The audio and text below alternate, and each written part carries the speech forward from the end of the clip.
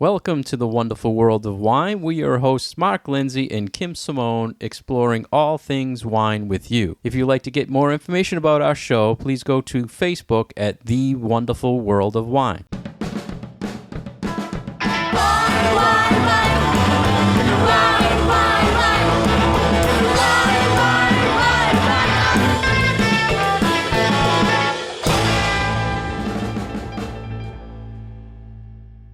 Hi, Kim. How are you? Hey, Mark. How you doing? Good, thanks. Good. Kim, we talked a lot this year about the 2017 harvest being horrible weather issues, and lately the 2018 is starting off horrible in France and Portugal. Have you seen the latest news? Right. This is the time of year where we really have to start paying attention to what's going on with the weather in our favorite wine-growing regions across the world. Winter is really a downtime when it comes to the life cycle of a vine, so there's really not much that can go on in the winter that can damage wine grape vines except for extreme cold. But in springtime, that's when we really have to start paying attention to what's going on with the weather. So this was April hailstorms that hit Champagne and Bordeaux. We'll start with France first. They're estimating about 8 million bottles will be lost in production due to this. In Bordeaux alone, over 40% was lost, so about 17,000 acres of damage. In Champagne, they're saying about 3% of the crop, or 4,000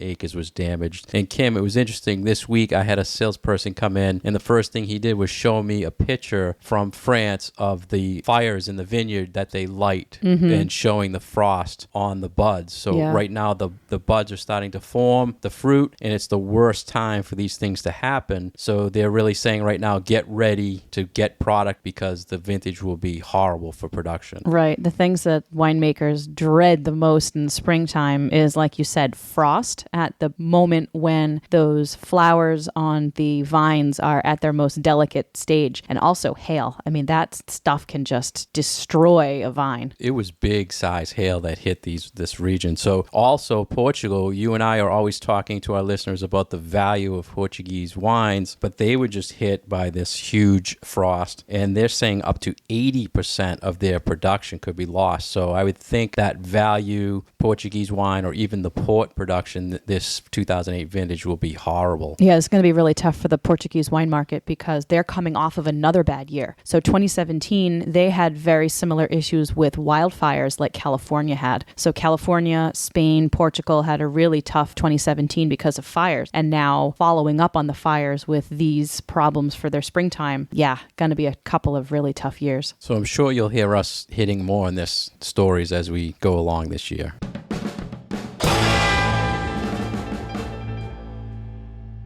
Welcome back to the wonderful world of wine. We are your hosts, Mark and Kim. Hey, Mark, I'm sure you get this question a lot, but what's your favorite wine? I get this a lot from you lately. I know. It's like a trick question, but last time I think you asked me, we were talking about climate, and you were kind of hinting on the region. So now I'm going to say I go with something that's crisp and refreshing. That's what's my favorite lately. All the time or just right now? Right now. And why? It's based on seasonal. It's hot. I'm drinking something refreshing and light.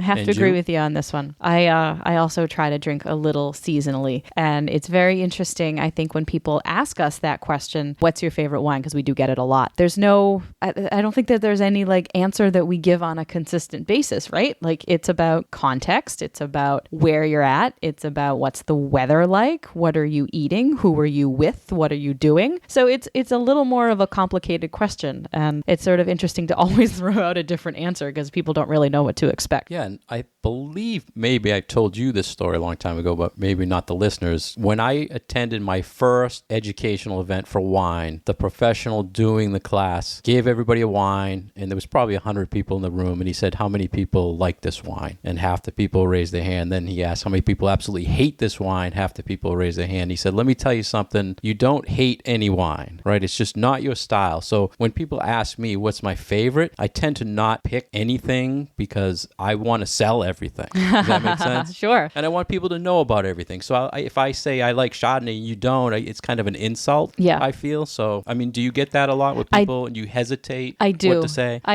Sometimes I do tell people what I don't like to drink, because there are some things out there that are not my go-to. Or if given the choice between drinking this wine that is not my favorite and, say, a beer or a cocktail, I'm going to go with the beer and the cocktail. But I always want to make sure that people know that I'm not going into that comment thinking this is a bad wine, or I'm going to look down on you because you like this style of wine and I don't like this style of wine. It's so very much depending on your own personal preference and what you like and what you are looking for that wine to do for you. There are some things that have high scores and lots of people who really enjoy them, and they're just not my style. So sometimes it's hard to tell people what you don't like and what their interpretation of that response is going to be. Yeah, because we'll taste everything. I mean, Absolutely. even if you don't like, if you say, I don't like that style, but you'll try and you'll keep trying to find. And that's what I think we're always talking to people about, is keep trying, because there's probably one that you will like. That it might be a varietal that you say you don't, but there'll be a producer that you do like. And I know that we talk about this every once in a while, but one of the things that we have to train ourselves to do as wine professionals and as people who are trying to talk to, and in your case, sell wine to a broad variety of people, is we need to search out those quality wines, even in the styles that we don't like. So I still can say, okay, I understand and I realize that this is a really good example of this wine. I'm not going to drink it because I just don't happen to like it, but I can appreciate that this is a really well-made wine. And then I can say, pass that information along to you if I know that you do like that style. So that's something that's important to us to know how to do as well. So let's relate this to an article that we saw about your favorite wine depends on the season. Do you agree, Kim, that people are basing their favorites on a season? I don't think it's just season. I think it more has to do with the broader context and where does the wine fit into what you're doing. So I think that season is a part of that. Wine that's going to taste really good at the dining room table with, a nice meal of whatever it is that you enjoy eating might taste very different, say, poolside or on a picnic or with a whole different menu. So I think that, yes, seasonality does come into play. A lot of people don't drink big, heavy reds in the summertime, but if that's your bag and you really like big, heavy reds and you want to drink them in July, go ahead. Like, there's nothing saying that that's a wrong thing for you to be drinking. And on the flip side, I drink rosé in the wintertime. I drink bubbles all year long. I drink Sauvignon Blanc all year long. So yes, I feel like there is a seasonality to what is your favorite wine. And it does change for people, I do find. But I don't think that's the whole picture. No, I think that's a good point, because based on foods like barbecue in summertime, you can have a heavy red to go with the barbecue. Sure you wouldn't have a crisp white usually, but if you're not having food, on a hot day, you're looking at a crisp white. So definitely a good point about the food not mattering season-wise. Right. So the other thing I was thinking on this was, when you walk into a store, do the retail displays, are they based on season, do you feel? Sometimes, especially during the holidays. So you're seeing more stacks of rosé or more whites and right. So hot you'll months. see those big rosé displays in the summertime. You're going to see party wines and sparkling wines as you're closer to the holidays and New Year's Eve. And that's just smart thinking and marketing on the side of the people who are trying to get their wines out there in the market and have you, the consumer, buy them. So they know that you're looking for bubbly at New Year's Eve. So of course there's going to be a big stack of that. So the season at some times will depend on what the marketing is pushing to the consumer, right? I think so. Sure. Like this time of year, in the hot months, I'll promote both. I'll say crisp summer whites or barbecue reds. Yeah, I was going to ask you if you do like a barbecue wine. Yeah, I don't want to lose the person who just likes whites and the person, so I'll hit them all. Sure. But it makes sense to always, I think, change it up too, because you keep it interesting for your customers and you introduce them to new things without you necessarily having to put the bottle in their hand. You have a display of something and it catches somebody's eye and they're like, oh yeah, maybe I'll try that.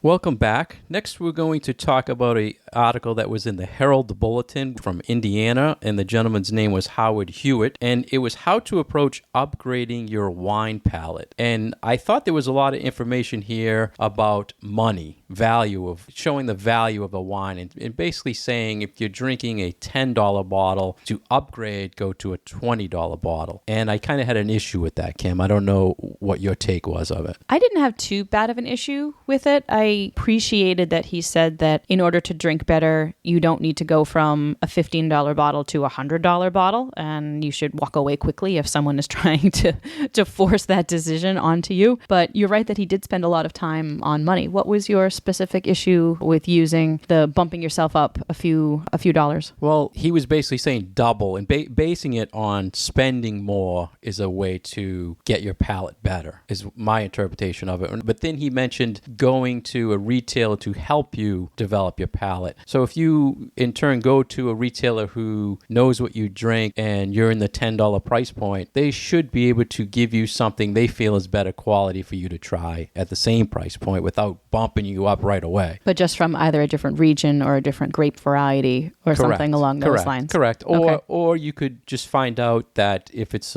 say you're drinking Rodney Strong and you're drinking their normal entry level, maybe bump you up one level that might not be double the price, but it is a little bit more money. Right. I think that was what he was trying to get across here, that I think that there are a number of different ways that you can approach how do I learn to drink better, or how do I learn improving my palate by introducing myself to better quality wines. And like you said, I think this is just one way of approaching that. The other way that we talked about, where you have a trusted retailer who you go to and knows what you like and then can suggest different things, but maybe in a similar flavor profiles or similar weights of a wine, is one way. This way is more, the way that I was thinking about it is sort of refining the style that you're already drinking. So like you said, moving up into a slightly higher price range and a better quality from the same producer. And I think that this was why he talked a little bit about oak, and that real oak does cost money when wine is made in it. So if you are, back to that Rodney Strong example, if you are regularly drinking their entry level and you want to bump up to the next level, which might be $15 more, chances are the difference might be grapes from a more select region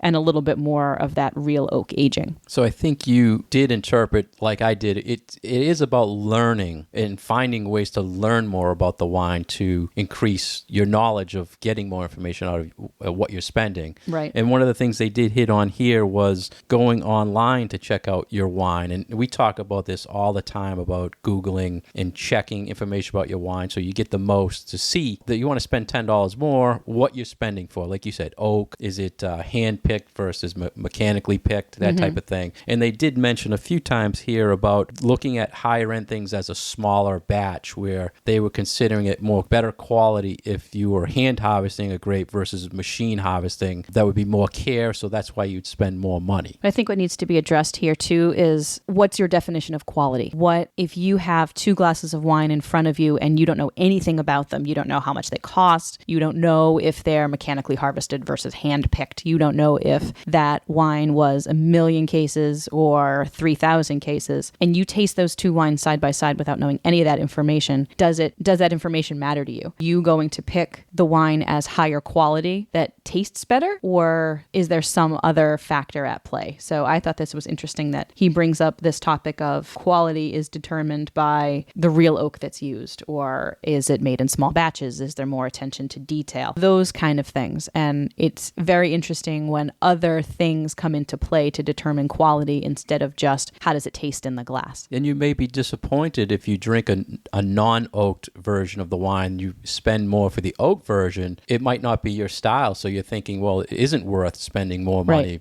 but it's just not your style. Right. But you have to spend the money to kind of find out Yeah, if it that's is true. or not. That's true. You do sometimes need to experience what those other things have to offer. And I think this comes down to like older wines too. If you're going to put in the time and the effort to age a bottle of wine, and then you open it and you taste it or drink it when it's older, and you find that you don't like what it tastes like when it's older, yes, that could be disappointing, but now you know that, maybe I just don't like aged wines. I'm going to go back to the ones that are only 2 years outside of vintage and be perfectly happy drinking those. And you've learned something about yourself. So maybe maybe in the future, as your palate continues to develop, you may want to try those older wines again. But I think, like a lot of things, sometimes you have to make mistakes in order to learn. Yeah, and this is what we talk about a lot, is just trying different things. There's so much out there in the wine world that this is one approach of how you can look at, I don't want to say upgrading, and like you said, it's not a quality thing if it's not your style, but I like the advice of going out of your comfort zone and the advice they gave. Yeah, and that can be scary for people. Sometimes you don't want to just randomly pick something off of the shelf if you're not fairly confident that you're going to like the style. And there's a lot of wine labels out there that are not very easy to interpret. So sometimes it takes a leap of faith to just be like, all right, I'm just going to try something new and you'll see if you like it. And I think that's a little bit easier for some people to do in that $10 to $15 price point. And it's a lot scarier if you're spending a whole lot more money. So that's where I think sticking to maybe some of this advice is good. And one of the ones that I did like that he mentioned was sort of refining what you're drinking within the region that the wine is from. So he talked about, okay, if you're ordinarily drinking Cabernets from Napa, then drink something from maybe a single vineyard within Napa or a more specific AVA within Napa. Do the same thing for Bordeaux. If you like regular Bordeaux, try something from Margaux or try something from Saint-Emilion. Try to refine, and I don't mean like refine in taste, but refine in area what you're looking to drink. Yeah, that's good advice, because in the past we talk about the differences, how an area affects the varietal. So if you normally drink a California Cabernet and then you're switching over to, say, a Australian or something, it's a totally different profile. So it wouldn't be the direction you'd want to go. Right. And this is where you can find lots and lots of wine maps online, and we have them hanging all over the place. But this is where wine maps can come in really handy, because if you know a general area that you like, you can pull up a map of that, and then you can see some of the sub-regions and be like, okay, that looks, that's a name that I can recognize. That's a name that I can recognize, and go out and try to find some wines from those places.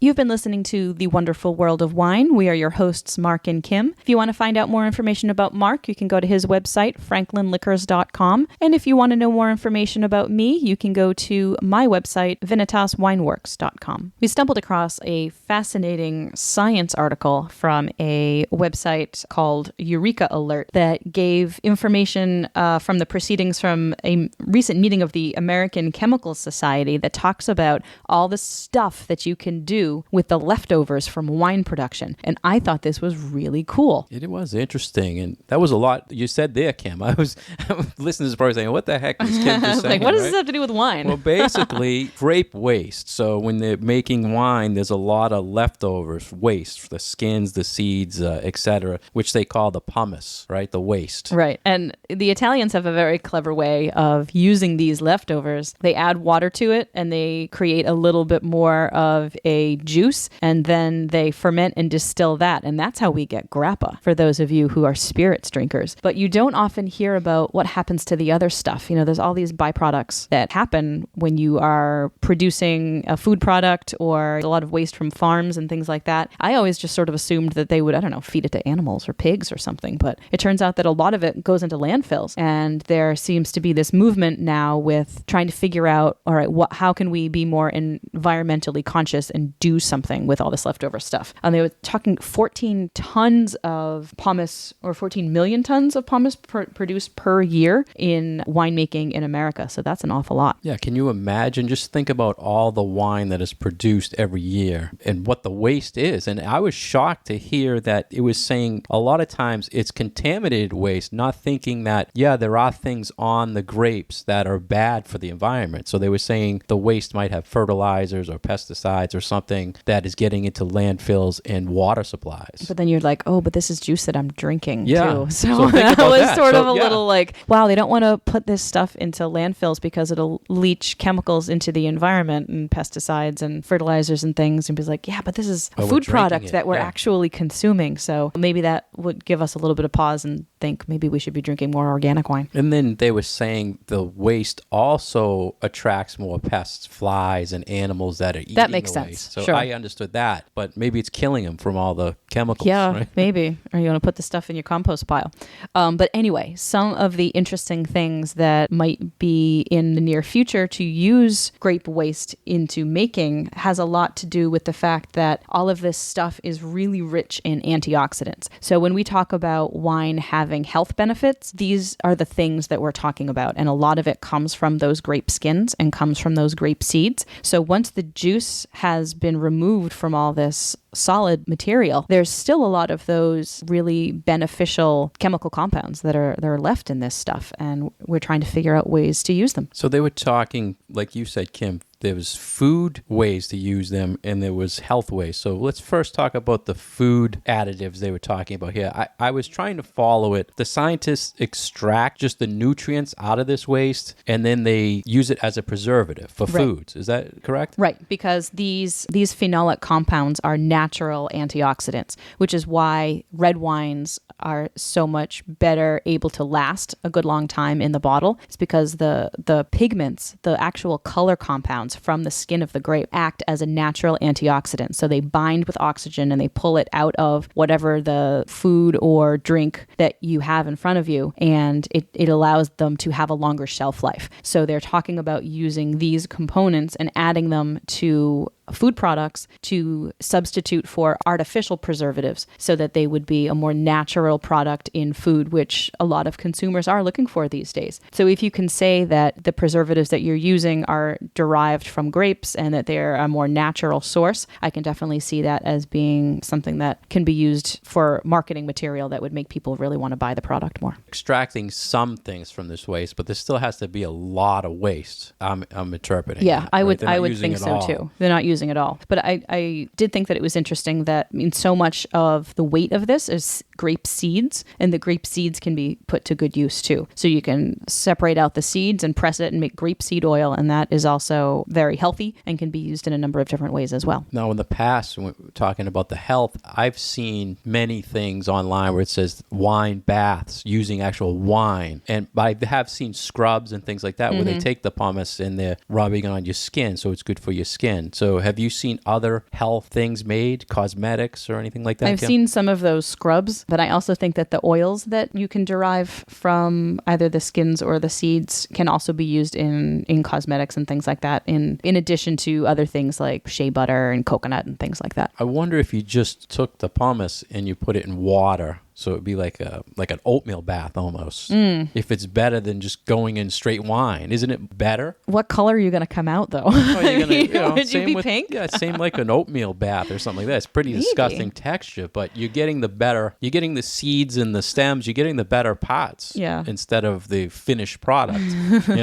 We should stop that. That's so funny to think about. Have you also heard when we were talking earlier about putting it back into the landfills? I had thought I had saw where winemakers take that pumice and they put it back into the vineyard, into the soil to use as fertilizer. Have you seen that or heard of that? I had seen a little bit of that, yeah. And I think if you sort of compost the material, then it's useful that way. And then also using the old vines or the old canes from the previous year and burning them. And then you can also put that stuff back into your soil if that is what your vineyard needs as well. And I think there was also an article recently where they're somehow taking it and producing fuel or something from it, from the waste. So, I mean, there's a lot of things out there scientists are doing with this that's really interesting. Yeah, I think it's great that so much scientific research is going into how do we use the things that we already have instead of creating new things out of petroleum and just growing things in order to use them as fuel. Why don't we just use the waste products that we already have?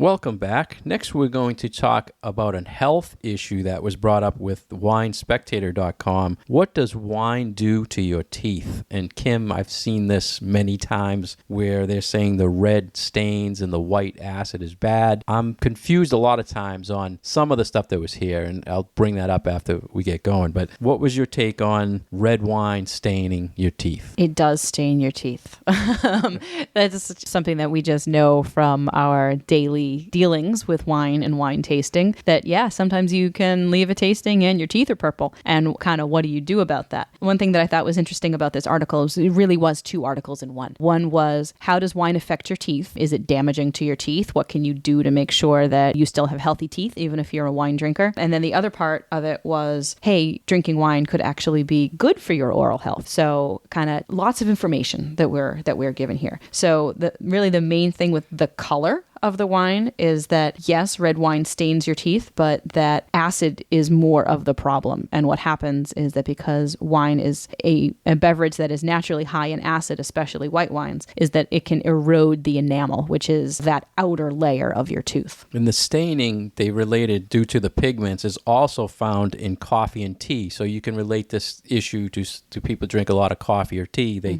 stain their teeth the same way. And it's not just your teeth too, Kim. We always know when you're at a tasting and your lips are all purple, right? So it affects both your lips and your teeth. In the past, I've seen these devices where they're like teeth wipes. Have you seen those? Then they sell them specifically for wine drinkers to wipe your teeth after. I have a box of them, but I haven't used them yet. No, I got them as a present, but I haven't had the chance to use them yet. So they live in my purse. So we'll see the next time I have really purple teeth. And they didn't mention that type of product, but they did say how to help your teeth is maybe before your tasting, they said, brush your teeth. I thought this was fascinating. I had not heard this before, but this makes a whole lot of sense to me. So they say brush your teeth before you drink because plaque is sticky. And if you have plaque on your teeth, which just develops, and that's why we brush our teeth to get rid of the plaque, those pigments and the tannins in the red wine are more likely to stick to your teeth because they'll be sticking to the plaque. So I thought that was really cool. Yeah, it's cool, but what's the one thing we're told when you're tasting not to do before you taste? To ruin your palate, right?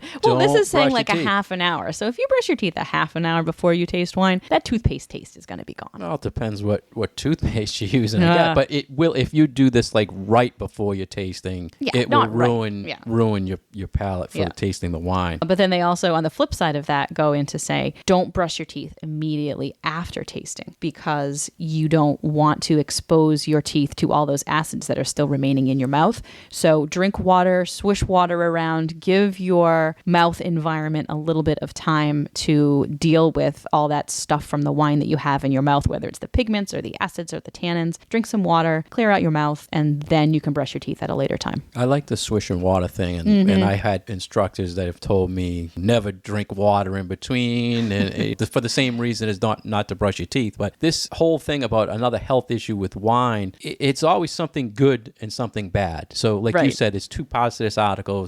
Here's how it ruins your teeth. But then again, on the other side, it's good for your teeth and it's good for your mouth. So what did you think about what they said of why it's good for your oral hygiene to drink wine? So it's more about creating like a healthy environment in your mouth. And a lot of it was the antioxidant properties of the wines can kind of keep down the bacterial load in your mouth and can do a lot of good things as far as keeping things in balance. So you were talking earlier about brushing your teeth to get the plaque from not sticking to your teeth, right? And they're also saying it prevents the plaque from building up in your teeth when you drink the red wine. Right. And it also prevents gum disease and tooth loss. So there's some very good benefits, and it all comes back, I think, to the resveratrol that's in the grapes. Right, exactly.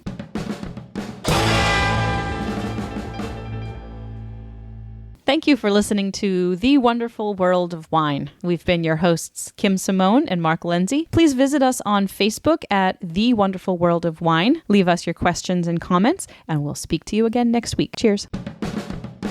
Wine, wine, wine.